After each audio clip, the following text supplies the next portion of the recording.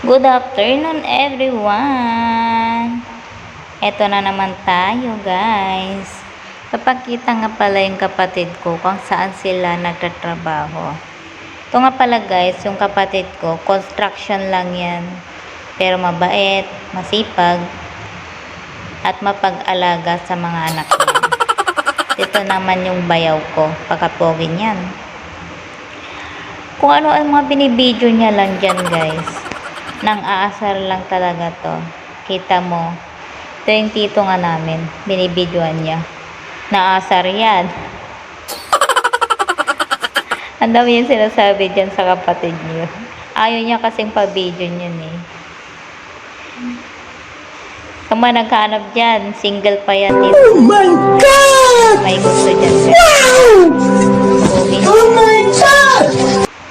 Marami nga pala sila dito nagtatrabaho guys. At ito yung trabaho nila. Grabe talaga tong kapatid ko mapang-asar. Naasar na talaga yung natatawa na lang talaga ako dyan.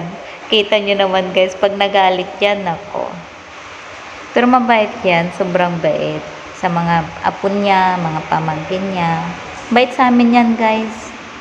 Ito naman yung isa nilang kasama, pupunta siya doon. At ipapakita niya guys, tignan nyo. Ayun lalabas ng mga naghalo-haloan na mga pag nagbubuhas guys, tignan nyo. Oh my God! Diba? Ang galing guys. Tignan ninyo. Automatic kasi yan. Pag nagbubuhos sila ng mga kalsada or highway, dyan yung gamit guys. Para hindi mapagod yung mga construction. Tignan yung ganda, diba? Diba? Pag nakikita nyo kasi guys dito, masaya naman ang construction pag sa highway kasi dito sa gilid, pahinga-pahinga lang guys.